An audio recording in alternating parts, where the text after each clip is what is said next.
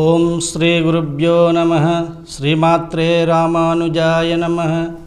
శుక్లాంబరధరం విష్ణుం శశివర్ణం చతుర్భుజం ప్రసన్నవదనం ధ్యాయేత్ సర్వవిఘ్నోపశాంతయే.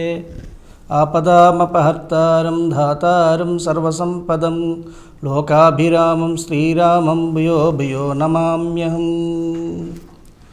ఈగల్ మీడియా ప్రేక్షకులకు ఆ శ్రీ వెంకటేశ్వర స్వామి ఎల్లవేళ మిమ్మల్ని రక్షిస్తూ ఆయురారోగ్యవంతునిగా తీర్చిదిద్దాలని చెప్పి భావిస్తూ, మనం ఏ నక్షత్రం వారు ఏ వృక్షాన్ని పెంచితే వారికి మరి అనంతమైనటువంటి ఐశ్వర్యాలు కలిగి వారిలో ఉన్నటువంటి బాధలన్నీ తొలగిపోయేటటువంటి ఋషులు మనకు అందించిన విషయాలు మీకు చెప్తూ ఉన్నాం.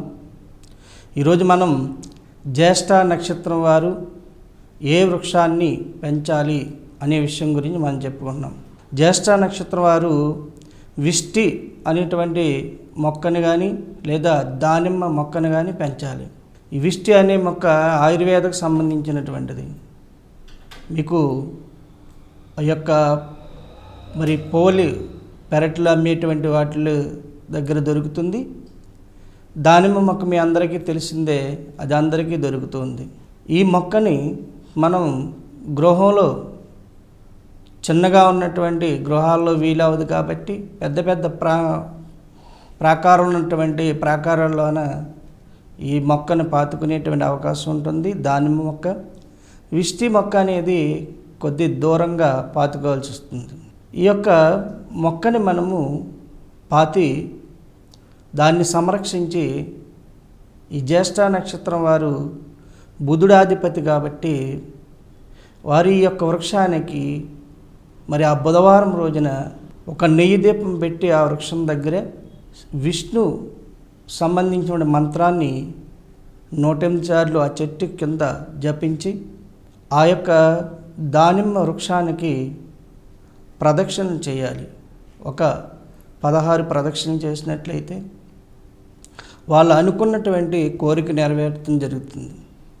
అదేవిధంగా విష్టి వృక్షము దగ్గర కూడా మీరు ఏవైతే మీకున్నటువంటి సమస్యలు ఉన్నాయో ఆ సమస్యలని తీరాలనేటువంటి భావన చేత అక్కడ మీరు ఒక పిండి దీపాన్ని పెట్టి ఆ విష్టి వృక్షం దగ్గర నేతితో దీపం పెట్టి అక్కడ కూడా మీకు కావలసినటువంటి కోరికలు అక్కడ చెప్పుకుని ఈ విష్ణు నామాన్ని మనం జపించాలి. అష్టాక్షర మంత్రం కానీ లేదా విష్ణు నామాల్లో ఏదో ఒక నామాన్ని తీసుకుని మీరు 21 మార్లు అక్కడ జపించిన లేకపోతే 108 సార్లు జపించిన, ఇలాగ ప్రతి బుధవారం ఒక 17 బుధవారాలు మీరు చేయండి. మీకు కావలసినటువంటి కోరికలన్నీ నెరవేరుతాయి. ఈ యొక్క దానిమ్మ వృక్షము దగ్గర మరి మహిళలైతే పద్మం వేసి ఒక పిండి దీపం పెట్టి ఆ పిండి దీపంలో ఆవు నెయ్యి పోసి అక్కడ మరి ఈ యొక్క విష్ణునామాన్ని చెప్పుకొని మీకు కావలసినటువంటి కోరిక ఐశ్వర్యాలు కానీ సౌభాగ్యం కానీ ఆరోగ్యం కానీ ఏ విషయమైనా సరే అక్కడ చెప్పుకుంటూ 21 సారి ప్రదక్షిణ చేయాలి. ఇలా ప్రదక్షిణ చేసినట్లయితే మీకున్నటువంటి కోరికలన్నీ కూడా నెరవేరుతాయి. ప్రతి ఒక్కరూ ఈ ఆరోగ్యం కావాలన్నా లేదా విద్యా వృద్ధి కావాలన్నా లేక మీ గృహంలో ఉన్నటువంటి సమస్యలన్నీ కూడా సమస్య పోవాలన్నా ఈ వృక్షము ఒక నీడనిచ్చేటువంటిది కాబట్టి మీ ఇంట్లో ఉన్నటువంటి సమస్యలన్నీ తీరిపోయి చక్కటి నీడ వసతి కల్పిస్తుంది ఈ వృక్ష శాస్త్రంలో చెప్పడం జరుగుతుంది.